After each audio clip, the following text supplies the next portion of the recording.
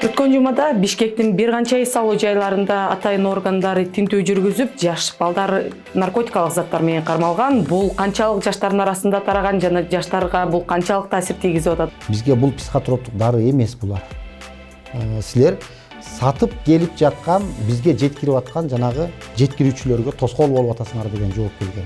Негизи аптекалык дарыканалык наркомания уже көп жылдан бери эле бар.